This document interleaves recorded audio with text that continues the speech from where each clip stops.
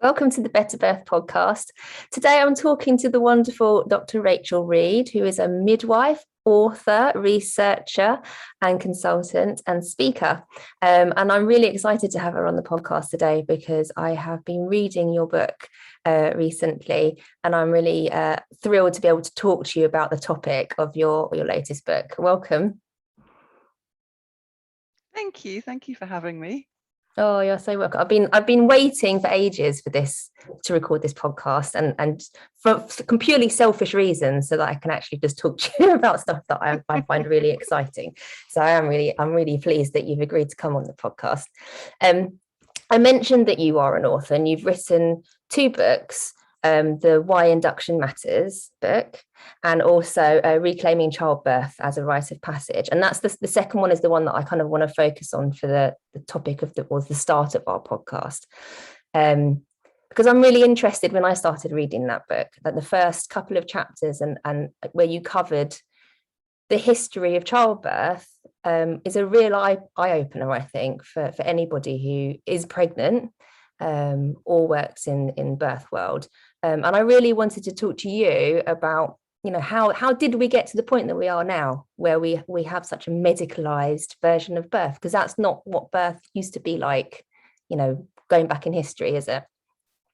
No, and it's been a long process, but it's actually been a fairly short time in history that birth has moved into medicine and become medicalized. So, if you look at the scale of it, it's actually a really short time in human history. And I put that chapter in, I thought about it, and I kind of, when I was putting this book together, because as you know, the last part of the book is really just a deep dive into the physiology and the journey of physiological birth and the practices that happen around that. But I felt this part of that first part of the book was really necessary for you to understand why we're where we are. When people say to me, why is there such a high induction rate? Why is it? This is why. And it's, it makes perfect sense because the system is not set up to promote and support physiology or to be woman-centered. That was never what it was set up to do. The modern maternity system.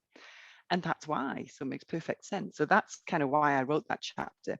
And I think we've forgotten, and part of reclaiming is looking back and seeing what it is that we need to reclaim and what was lost.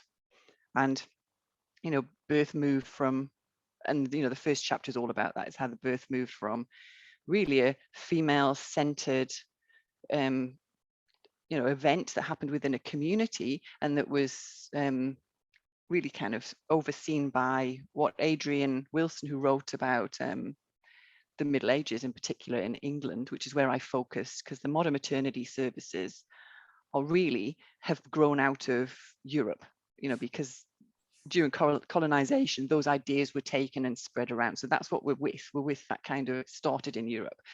And it was really the female collective, as Adrian Wilson calls it, the female collective culture of birth that held the whole culture together. And it was, birth has always been dangerous, but the way in which we've seen and perceived danger and managed it has shifted. So historically, when women were birthing, they were in this transitional phase. It was dangerous. Women and babies died. They still do.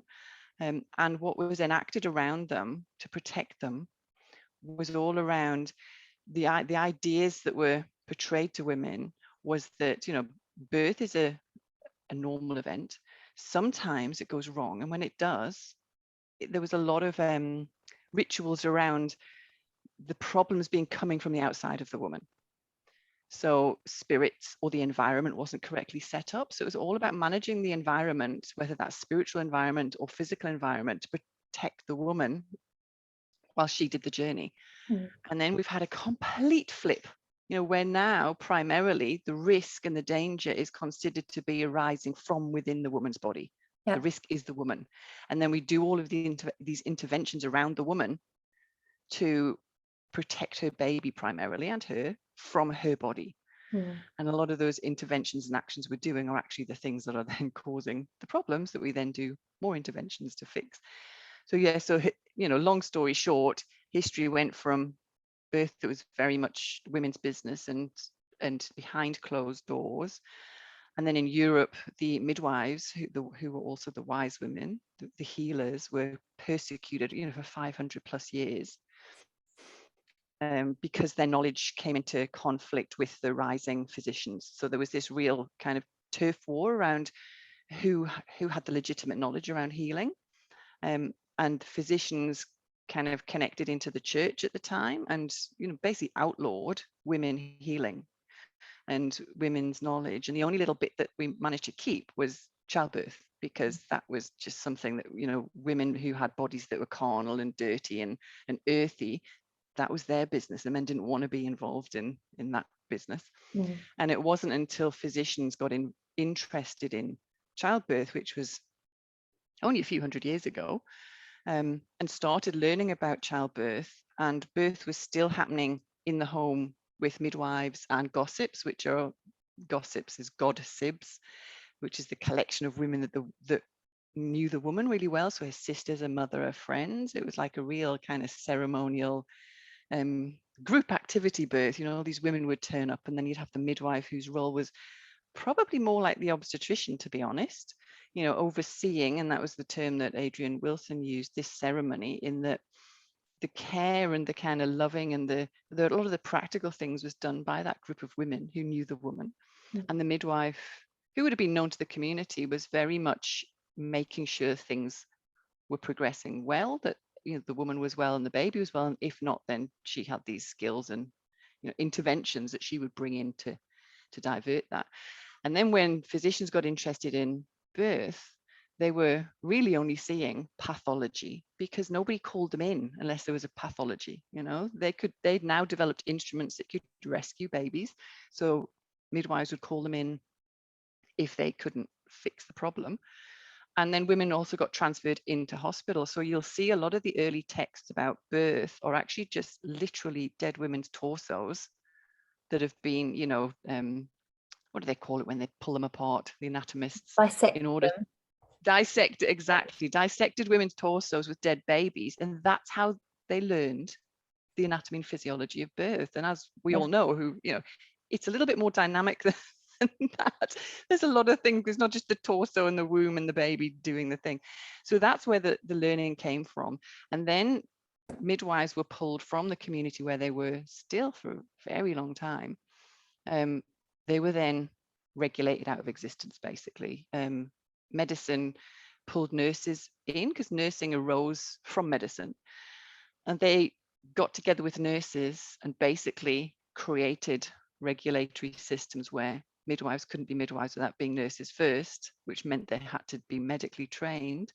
And they got pulled into hospital, and we had the midwives pulled from the community where they were always, there's this idea that, now we have all this pressure and we have to meet the needs of things outside of the woman and the baby. That's always been the case, because, midwives have always been accountable to religion, to state, to the community. Now they're accountable to medicine. We've just changed bosses, I guess. And that's where we're at now, is we've created this system based on understandings of pathology, where women's bodies don't work, and medicine fixes the bodies. And that's what set up the entire system that we have now. That's still the underlying beliefs. Yeah. And that's it.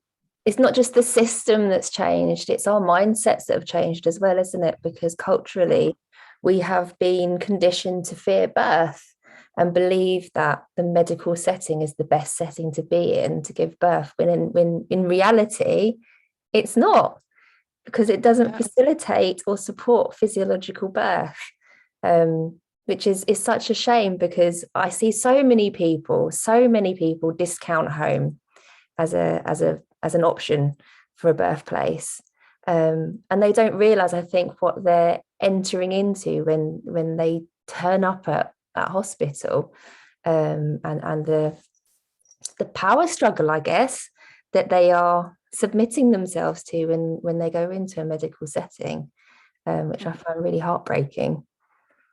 Yeah, and physiological birth does happen in medical settings, but it's in spite of, and it's such low numbers. I know the UK is similar to Australia, and they're not even counting physiology. They're counting, they're not actually counting how many babies come out of women's vaginas without surgical instruments. They're counting interventions. You have to kind of go around that to get to the numbers. And we're looking at about 20% of healthy, well women get their babies out of their vaginas without intervention to speed their labor up, start their labor, or to get their baby out. It's just, are we really saying that 80% of women are unable to birth in a matter of generations? Yeah. That's crazy. Yeah, it is crazy. And this is the other thing that I wanted to talk to you about, I guess, because it naturally leads on to the topic of induction and the inability to be able to spontaneously begin labour. And I've, in fact, even today on my Instagram, I had somebody message me saying, I've been told I have to be induced at 40 weeks because if I don't, my labour won't start. And I won't give birth naturally. And I literally had steam coming out of my ears. I thought, what a ridiculous thing to say to somebody, that they have to be induced by a certain point or their baby won't be born. No one has a 20-year-old fetus in that, 21-year-old baby in their uterus. Your baby will be born. It's a case of weighing, chances of various different outcomes, right? But the actual risk, and I don't really like the word risk, but the risk is very small. Going over, I'm doing air quotes, I'm conscious this is a podcast, people can't see my hand gestures, but going overdue, I find it massively frustrating, and I don't understand how we've got to the point where we feel the need to be forcing babies out prematurely before they are ready. How have we got to this point? Because it seems completely bonkers. Well, it is around, and you're right, the word risk is really loaded. So historically, it was more kind of danger was kind of more the word was used, and now we're into this whole risk safety thing, which just reflects our culture as a whole, doesn't it? We are not tolerant of chances of things happening. We want, even we're really risk conscious, and I'm doing quotes now, to the point where schools are stopping children from climbing trees in case they fall off and break their arm. Like, well, they're gonna probably learn more by climbing the tree and that's just translating into the maternity services. And if you've got a really risk, in quotes, adverse service that is only looking at particular risks, mind, they're not risk adverse when it comes to hemorrhaging or trauma or mental health. They're not risk adverse because we've got a third of women coming out with considering their birth to be traumatic experience. That's not a risk. The risk is the big kind of, the big risk things like, death.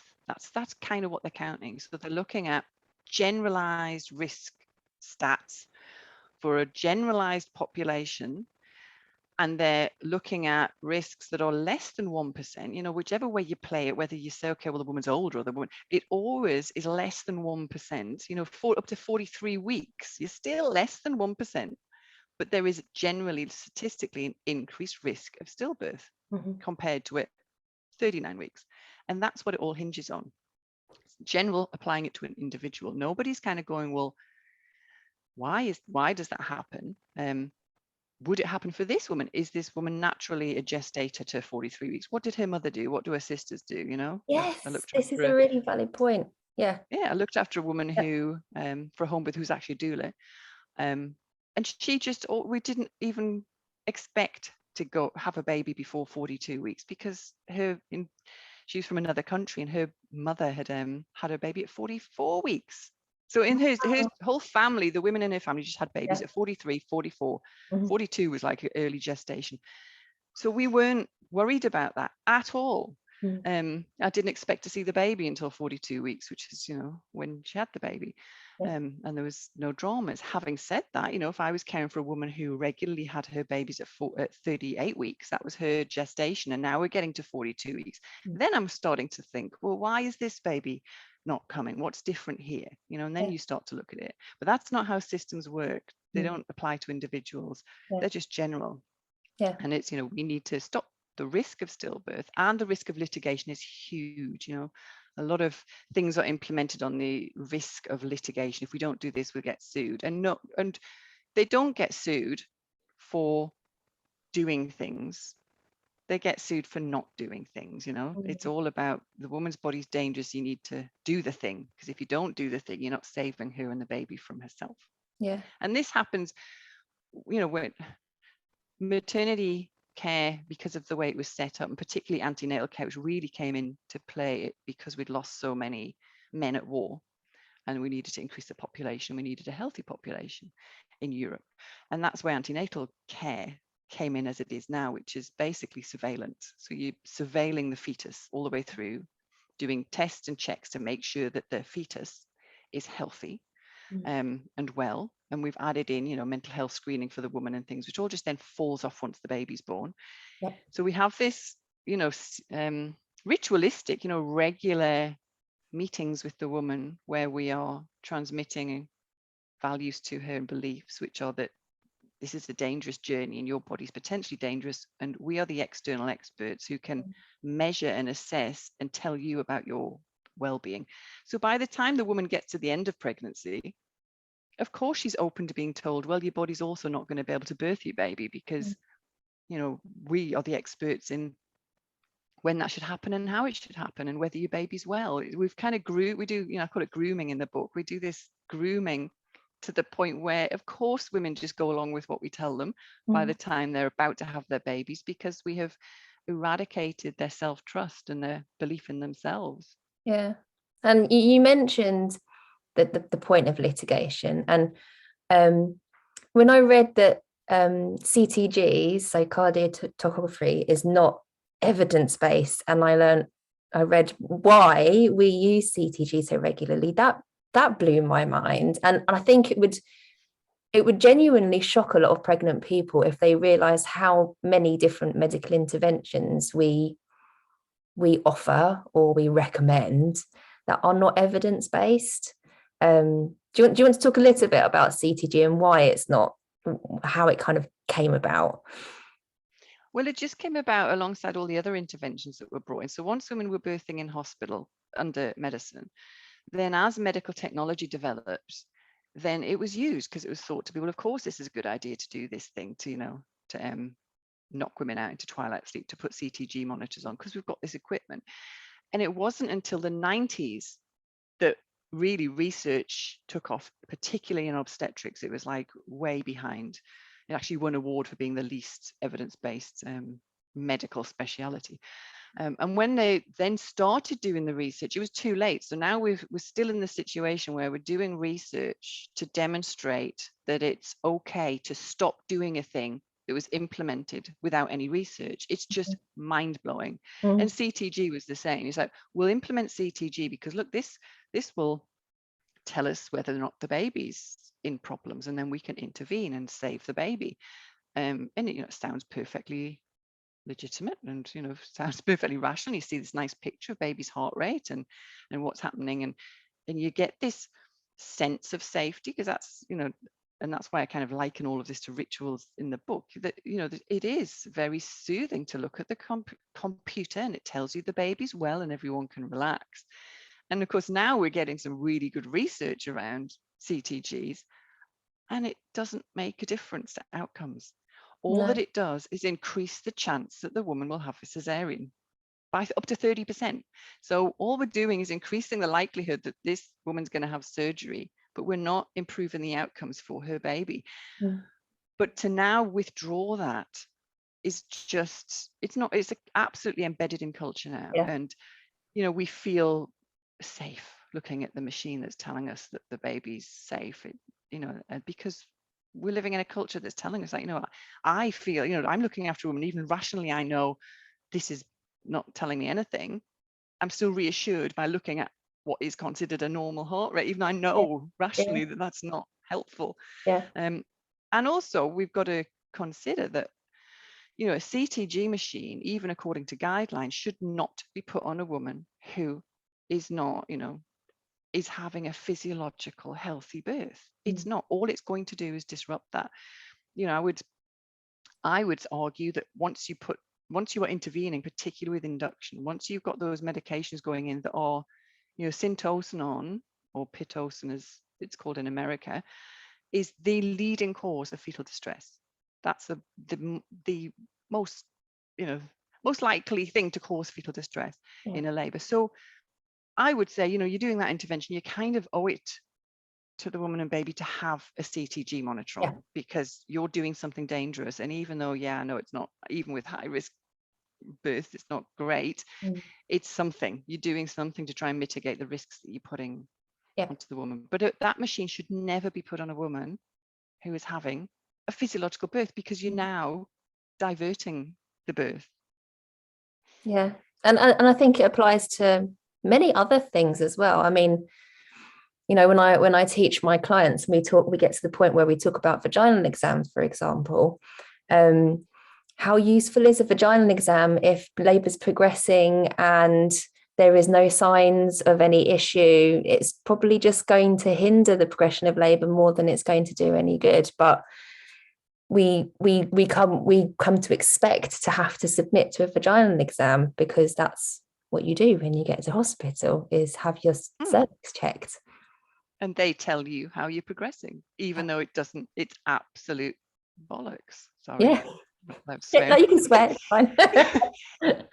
It's not true. And like, you know, the reason that we do, so vaginal examinations have always been around, like midwives have done them for millennia, but they were done when there was a concern.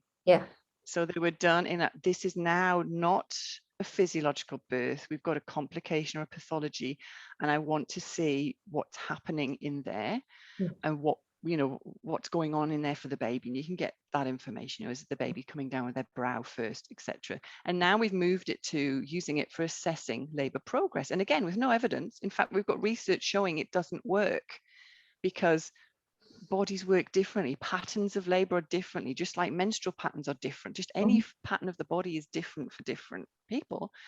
And so what we get into is using this tool that doesn't tell us anything to try and fit women through a time frame that was again set to meet the needs of hospital settings, not to reflect what actually happens physiologically. You know, we expect certain patterns of contractions and opening of the cervix. So women get plotted on this, and 50% of women having their first baby will not meet the perceived, the timeframes that are put in place. So that tells me that the timeframes are wrong. But instead, we say the women are wrong, so we'll intervene to get them to fit the timeframes, and we'll use vaginal examinations as the assessment in order to say, yes, you're progressing, no, you're not. And that's not actually how things work. It's not about the cervix opening. It's actually about the fundus forming, which pulls the cervix up. So that's just like a kind of side effect of what's going on in the uterus. But we've just lost, because we don't see physiology, we don't understand it.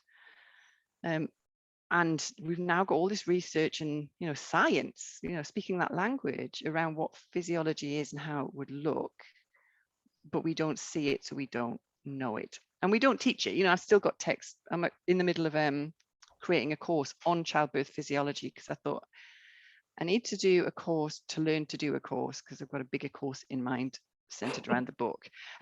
And I thought, what is needed? And do you know what's really needed? Just basic physiology, like not textbook version, because it's actually bullshit, the textbook still, because all they do when they do a textbook is just republish it and maybe change a few diagrams, but it's still centered on this idea of particular contraction patterns in the cervix dilating in a particular way.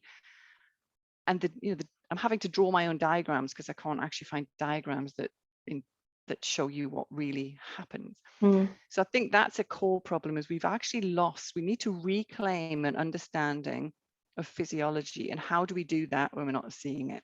And when the textbooks don't even include it, like, how do we reclaim that physiology? So that's the first course, is just a course on childbirth physiology, beyond I think the textbook. It's definitely needed, definitely, because I run a course for hypnobirthing basics for midwives, because I think the vast majority massively, unless they are a hypnobirthing instructor, they massively misunderstand what hypnobirthing is.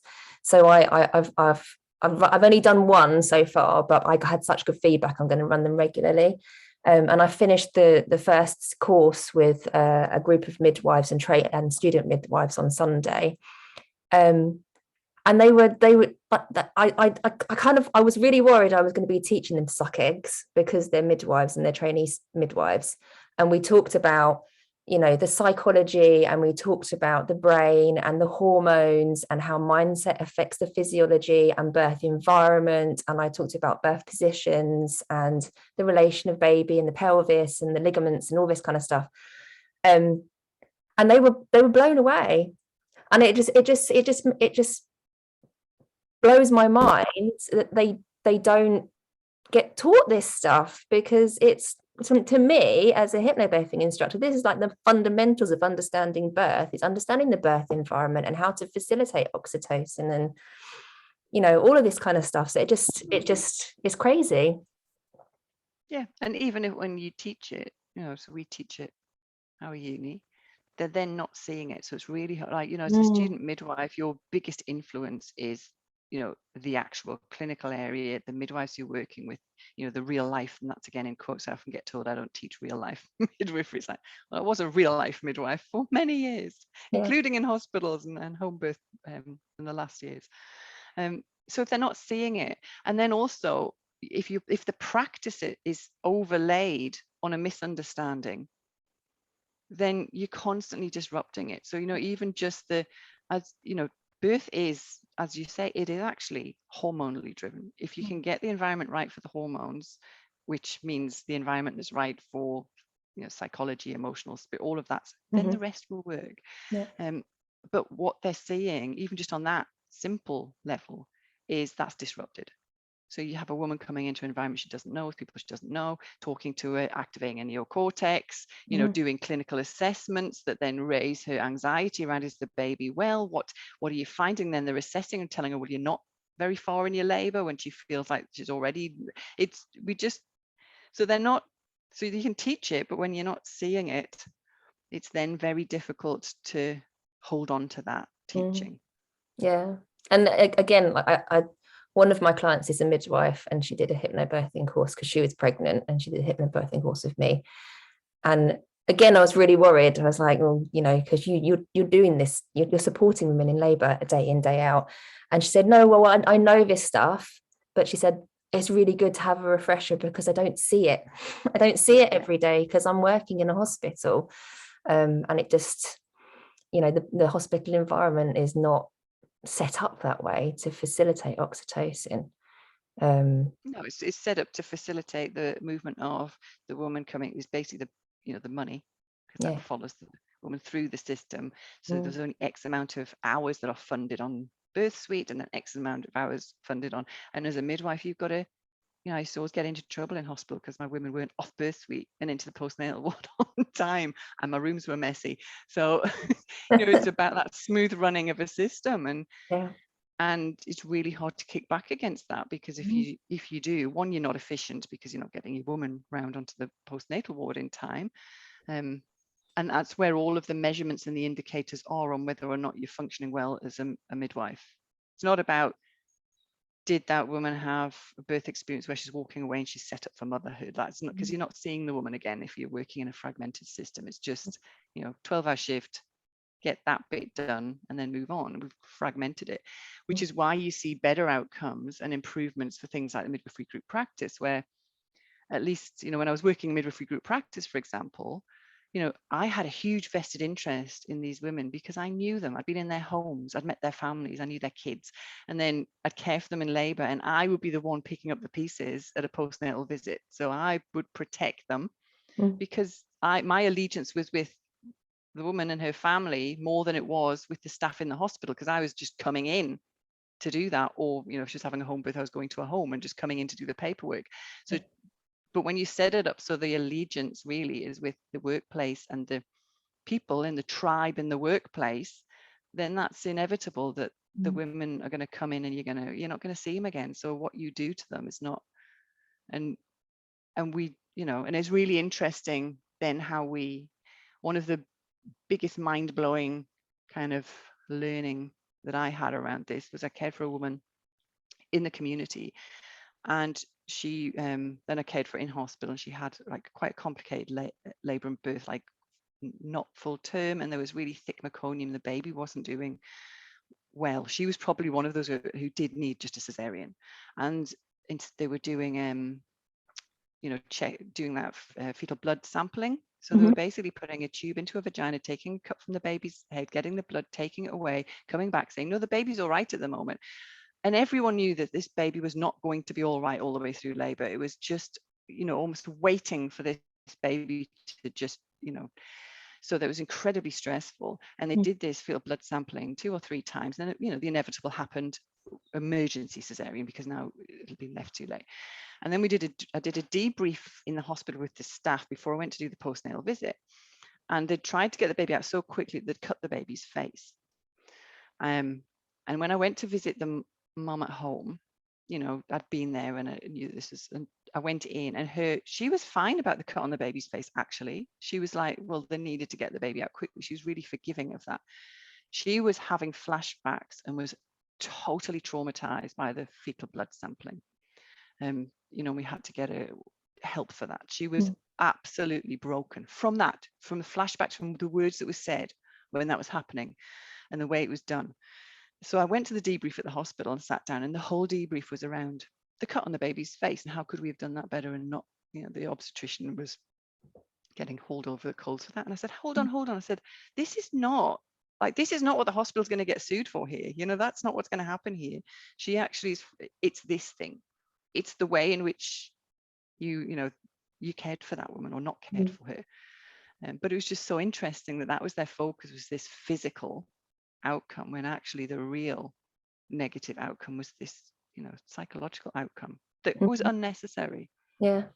And I think the psychological impacts of a traumatic birth, I think, are seen as of lesser importance than having a live baby at the end of labor. That is the sole aim and goal, is to have a live baby. And of course that's important, but I think we neglect the psychological effects of childbirth, and which is terrible.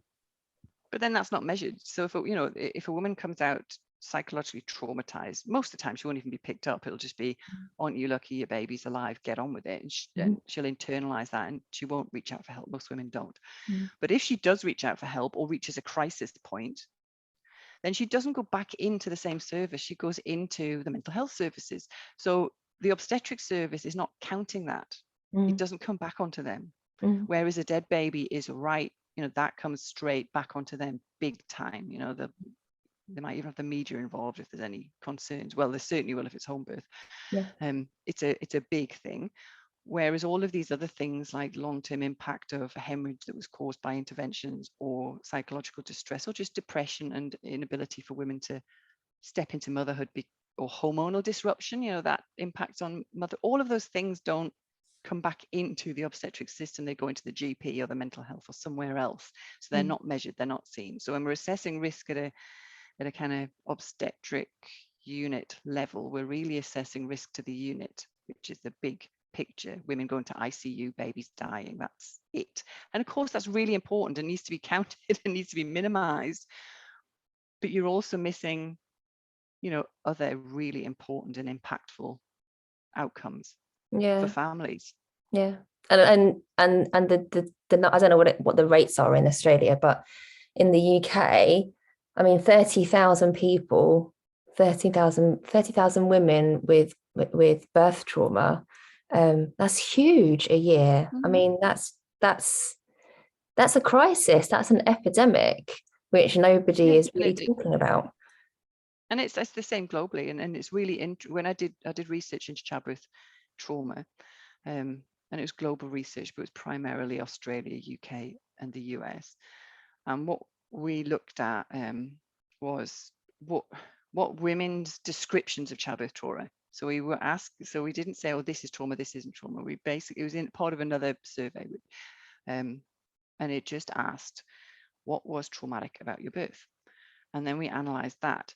And 2/3 of those responses were not about my baby went to special care, or I hemorrhaged, or it was about the things that were said and done during the birth. Those were the things, the way in which women were I'm going to say mistreated, not treated, you know, that it was and these stories were horrendous. And when I presented that research to conferences, you know, I get people getting really shitty with me and saying, oh yeah, but that's not Australia. It's like, well, it is Australia. Or, well, yeah, but that's just one side of the story. One side of the story being held down by 4 people while somebody pulls your baby out while you're shouting no. That's the only side of the story that I need. It was just, we don't want to see it because it's too confronting. It's actually traumatizing to the people in the system, the obstetricians and the midwives, to know that you're part of that system. It's really confronting.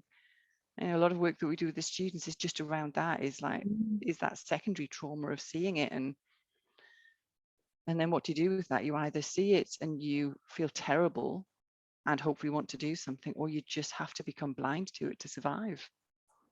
I think this is the issue, isn't it? Because, I mean, so a lot of the posts that I put on Instagram and Facebook, you know, talk about, well, because I get a lot of messages from my followers of the way that they are spoken to and their experiences and things that obstetricians and midwives say to them. And I do get the odd angry healthcare worker who really takes offense with those stories, but they are valid experiences. They are real experiences. And, you know, as a midwife, yes, you may not be saying those things to somebody, but you can't deny that it happens because it is a lived experience of somebody else. And I completely acknowledge that as a midwife, it must be very, very difficult to feel, to see that kind of thing, and to not take it personally when it's called out, because it's very hard for a midwife to stand up against a system like the NHS and push back on these things, because they are, you know, your livelihood and your career is at stake, and you know, societal pressures and, you know, the politics within the NHS and all that kind of thing. It's very hard to push back against, and I get that. But we can't just dismiss these experiences because they're real experiences. They are real experience. I mean, I personally, as somebody who's given birth, I've had horrific things said to me when I was pregnant. The dead baby card was played on me more than once with my 3 children. Nobody should ever, I think, use that as a way to. It's like a blunt instrument to try and force somebody to agree to a procedure. Which I think is really wrong, and anybody who says that no obstetrician would say that, or they're doing it with best intentions, that's not an excuse in my mind. No, and I think, you know, I feel like midwives need to, and that's part of my, is really reclaim our role and who we are in birth, because and it's really difficult because midwives are an oppressed group. You know, they're an oppressed group themselves, and particularly, you know, I've seen what's going on in the UK, and it's similar here, not quite as bad. This, you know, real huge workloads. You know, they're unable to actually do their job. They're unable to be with women and to advocate and to do anything other than just keep everyone alive, because of the immense pressure, because of the way the system's set up. And I really think we need to find a way to, I don't know, get out from under it, and reclaim what midwifery was, which has always been actually about intervening, because it's just that's what midwives do when it's needed, and not really working for the community again, and working for women rather than working for a big system that's actually not looking after us. You know, the workload and the hours and the lack of breaks, and then you're copying it from both ends as a midwife, and that's probably why you're getting them arcing up at what you're doing. On the one hand, you're getting, you're a dangerous midwife and you're not doing your job properly because you're not, doing the things that we're telling you should be doing, and you're advocating for women basically. And then you've got, on the other hand, women are now telling their stories. So then midwives will feel that they're under attack there as well. So it's like, well, I'm getting attacked from the women saying that I'm doing a shit job and I'm traumatizing them. I'm getting attacked from my bosses for saying that I'm not doing it. They're really in this, something's going to have to shift, because and you're right, this is general. You can't take on board a woman expressing what has happened to her it's hashtag not all midwives. Yeah. But those stories need to be heard because they add weight to what the midwives are saying, which is there's a massive problem here. There's a huge problem. And we need to come together to address it. We need, that's how I ended the book, that we need actually solidarity. This is not going to be fixed by just consumers rising up. It's not going to be fixed by just midwives, just walking out on the job or kicking off, or doulas or childbirth educators. We actually all need to come together, create some kind of solidarity and have each other's backs in this, and remember what's important and what it is we're trying to do, and do it together. Stop infighting. I see that everywhere. It does my head in. It's like, we stop fighting amongst yourselves, and how about using that energy for, recreating something different. Yeah, we see that with everything right now. COVID has, I think, exacerbated the whole them and us mentality massively between huge all sorts of groups of people. As humans, we like to just fight amongst ourselves and not look up and go, right, who's created this? What's going on here? Totally. So have you seen much of a shift in terms of people free birthing in Australia? Because I think COVID definitely has made people reassess their options and consider free birth, I think, more than they would have done pre-COVID. Yeah, we've seen, anecdotally, yes, and also evidence-wise, yes. So there's a huge rise in, and prompted a lot by COVID, women reevaluating, so women moving into home birth, women who would not have had a home birth previously, women going into free birth. And at the moment, we've just had mandates implemented. I don't know whether it's the same over there. So at the moment, you cannot basically practice unless you're vaccinated.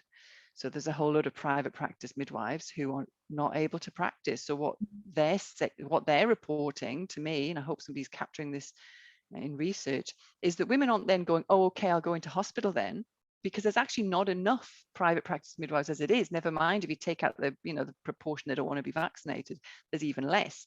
So women aren't then going, oh, I'll go to hospital then. What they're doing is I'll free birth then.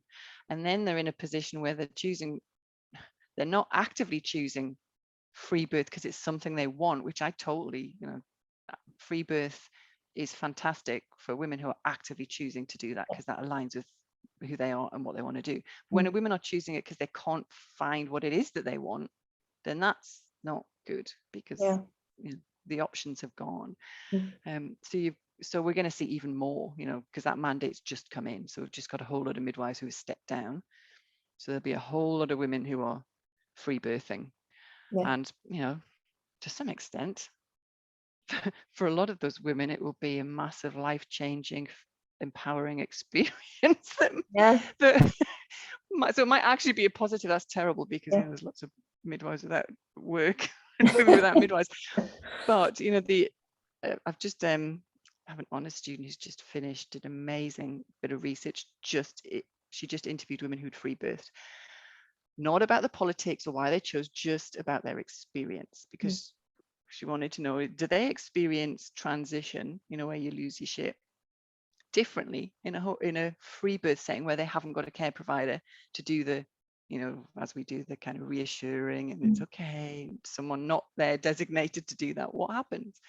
And it was just, these women are having amazing life affirming, changing experiences in the physiology of free birth. So there's something there that I think needs to be investigated further to inform those of us who do attend births, because attending a birth is an intervention. Me being at a birth is an intervention. Even if I don't say anything and sit in the corner like I normally do, the fact that I'm there is an intervention. So I think we've got a lot to learn from women who actually go, I don't even need somebody there who can dive in and save me if need be, because I have such trust in myself and my capacity to know if I do need the help and pull it in, and I have trust in physiology.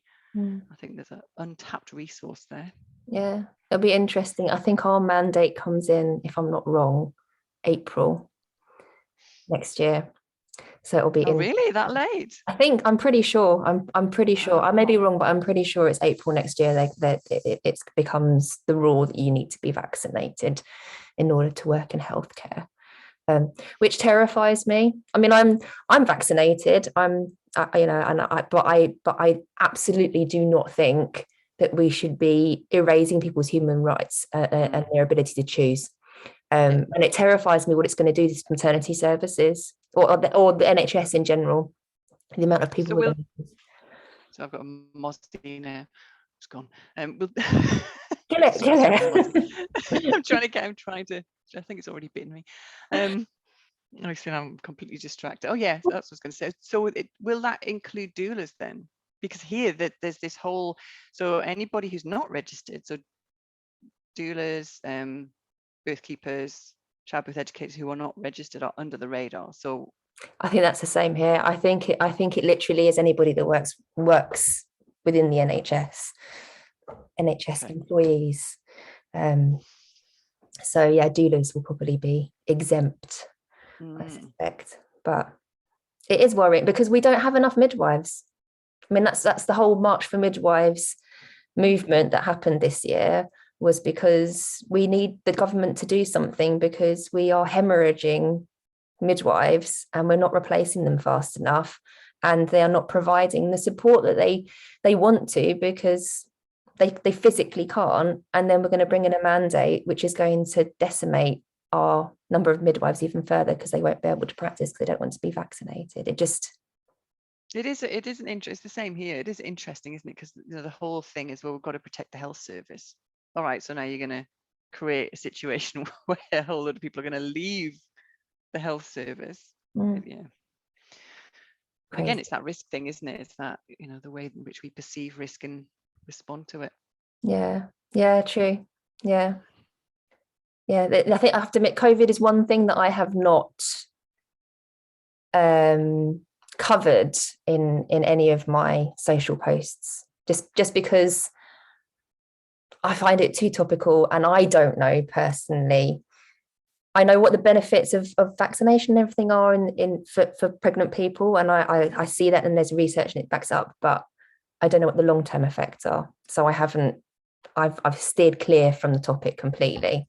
I just think it's a very heated topic to even attempt to broach. So it's become like religion, isn't it? I haven't, because I haven't had the time to really get myself all over the research. And I know Melanie, the midwife, who's Australian, has done some YouTubes and just pulled out the research and actually worked through it. So I've kind of sent people into her direction because I've been very selfish and haven't really properly looked at it for pregnancy and breastfeeding and birth. I think there's a whole lot of questions that we can't answer yet. And it's just not my focus, and I don't want to open that can of worms because just focus on the things that I kind of know something about and can influence. Definitely. The same. Thank you so much for chatting to me today. I feel like I could talk to you for hours. I've got a list of things that I want. Actually, there's one thing that I wanted we didn't talk about, and it's going back to what we were discussing right at the beginning before we finish up. Because I bought a jumper. This could sound really random. I bought a jumper for Christmas, which my husband is going to gift back to me for Christmas because I bought my own Christmas present because he would never have picked it otherwise. And it says on it, on the front, we are the granddaughters of the witches you didn't burn. And the second I saw it, I was like, I'm going to buy that. And I thought, oh, you would love that, because it just made me think of that chapter in your book when you talk about the number of midwives who were burnt at the stake for being witches. And I would love you to kind of just talk about that a little bit, just because I find it massively interesting, as well as horrifying, to be honest. So do you want to cover that a little bit before we go?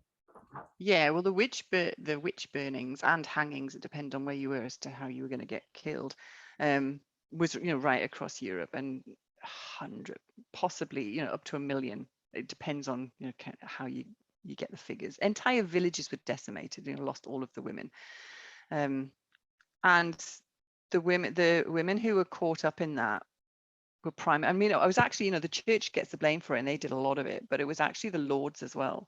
It was a money thing. It was really just a whole patriarchal thing, basically. A whole lot of things came together. So the women who were particularly targeted were the wise women who had healing knowledge, because they were in competition with the physicians, and if they could heal somebody, then they would be using demonic powers to do that. It was a sign of evil, because only God can heal. So they got caught. So you could get accused, and once you were accused, it was kind of like that whole, you couldn't. It was really difficult to prove that you weren't a witch once you were had the finger pointed. So women who were in the healing arts were really at risk. So they would have shut up shop, or potentially being killed. Older women, particularly older women who had land, who were widowed, because the land could be then taken off them and given back to the landlord. So they copped it. So really, the kind of women in the community that weren't needed or wanted anymore were the targets. Men were also killed, just at far smaller numbers. It was primarily 85% of it was women, which is not surprising in the kind of the patriarchal setup that was in that day. And that's where a lot of that knowledge was lost. The wise women went quiet because it was dangerous to heal and to use your healing arts to make potions and to be able to.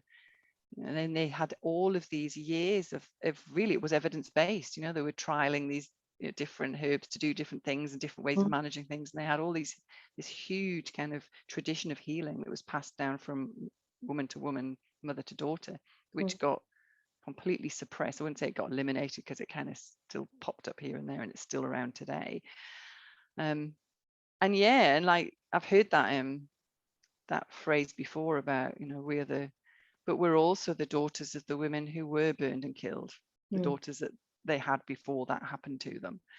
And I think, I write that in my book about how, then the science of ancestral memories is starting to grow. We're starting to see there might be some science behind that, but I call that the red thread, and deep down, we know what happens when, as women, we speak out. And it still happens today, just in different ways. And we see it. We see the woman who speaks up and speaks out is in danger, and we get burned and hung, but in different ways now. Yeah. And that still lives within us. And as women, we have more estrogen than men, and estrogen is the people-pleasing hormone. It's the hormone of being able to read other people and to meet their needs, and we're saturated in that during our childbearing, from menarche to menopause, and then we shed that, and then we can kind of be a little bit more bolshy. But we're actually set up and primed almost to be good girls, hormonally, because we need to meet the needs of a baby and to bring them up. I'm talking, a lot of women don't have babies, but this is just our physiology. And then add into that the threats of actually not being that woman, of speaking up, of I think we all kind of still feel that, and I think that's playing out in the birth world, which is primarily women, where we're infighting and we're feeling threatened. And then when you're under threat, when your nervous system feels threatened, you will often fawn, and we see that fawning into the obstetric. My obstetrician said this, and even my midwife said this, and we see all of that playing out. And it's partly our physiology and our history and our deep ancestral memories of what it is to be a woman in this world, and to speak out, and to do something that's considered not aligned with patriarchy, I guess. Yeah It's interesting, isn't it? It just shows how important it is to understand your body and our physiology and psychology, particularly. Absolutely. And that was a game changer for me in really being more compassionate to the midwives in the system and how they survive in the system. When my nervous system is under attack, I tend to do the fight. That's kind of my natural pathway, is to not a good way to be. I have to say, it's not. But to watch, and I would just get so angry and frustrated, because I'd like speak up and I'd go rah, rah, rah, and turn around, and everyone else had buggered off, left me standing. And I'd be like, rah. And understanding how our nervous systems work, and that you know, the fitting in and fawning is a protection. Mm. And, you know, the maternity services as they are now, working in them is a dangerous setting. Mm. And we manage, you know, the way we're set up physiologically is how we'll respond to that. And that's why you see a lot of fitting in, fawning, you know, berating themselves, feeling crap about themselves. You don't see a lot of fight. And I think, you know, it would be very different if it was male, predominantly males in that setting. I think you'd see a lot more you see it among, and obstetricians are primarily female now, but you certainly saw it back in the day, that the way that they interacted with each other was very different to the way that midwives interact with each other. So yes, so that's a whole other tangent, which is just fascinating and really explains a lot about what goes on and how we respond, and it's helped me to have a lot of more compassion to my lovely friends who also do fitting in and fawning, and you know, and that's actually them protecting themselves, and they shouldn't have to do that. Yeah, no, I'm definitely on the same wavelength as you. My reaction is quite similar. I have to be mindful of it. But yeah, it's not actually helpful a lot of the time. No, it's not. Yeah, no, definitely not. At least if you're on Facebook or Instagram, you can go and edit your response afterwards or delete it, which is quite handy sometimes. Basically, I just have a blanket rule. I don't respond to anything or anyone on social media apart from, you know, maybe a nice thing, or I'll thank somebody, but I just don't enter discussions. I don't think you can, I actually don't think you can have healthy discussions in a social media forum. It just can't be done. Definitely. So and you can't convince face to face. You can't convince somebody on over the internet. No, and I often say, I'm not here. People say, oh, you need to talk to obstetricians or blah blah blah. Actually, some obstetricians are awesome and do listen to me. I'm not in the game of trying to convince anybody of anything or of converting anybody. You know, I'm speaking to the converted, yes, intentionally, because I haven't got the energy to speak to those who aren't. Yeah, no, definitely, I wholeheartedly agree. focus on the ones who get it. Yeah, definitely. Thank you so much for your time today. I really enjoyed our chat. If anyone does want to find, because obviously you've got your books, which are really useful. So Why Induction Matters, which is one of my go-tos for my clients, and your Reclaiming Childbirth book. But you also have a blog, don't you? Which is one of my, I have like 3 or 4 places that I direct all of my clients to. One is Sarah Wickham, Dr. Sarah Wickham, and the other one is your blog. So what's the website of your blog? Because I think it's a really key resource, I think, for anyone that's pregnant. Yes, that's Midwife Thinking. That was set up a decade ago. And I go in and I update posts. So rather than doing lots of posts, when there's new research evidence, I'll go in and I'll update that post. Yeah. So Midwife Thinking. And Midwife Thinking is on Facebook and Instagram. That was kind of my first platform thing. Yeah. Oh, thank you. And my website is Rachel Reed website. Yeah, if you want, just Google Rachel Reed and you might be able to find me. Do you use Instagram and Facebook much as a platform? Yeah, I do. Yes, I do. Okay. Yeah, I'm not a social media. I make myself do it because it's kind of the only interaction that I get often with the people who I want to reach. Yeah. And I meet some amazing people doing that. So yeah, so Instagram and Facebook. I share research and quotes from my book and what's going on for me sometimes in my life for a little bit. So yes, I am on those platforms. Amazing. Okay, well, I'll make sure that I'll when the podcast episode goes live, in the description, I'll tag all of your social media accounts and your website as well, so that people can find you. Thank you so much for today. I really appreciate it. I've really enjoyed chatting to you. Thank you. And likewise. Oh, thank you. Take care. Bye.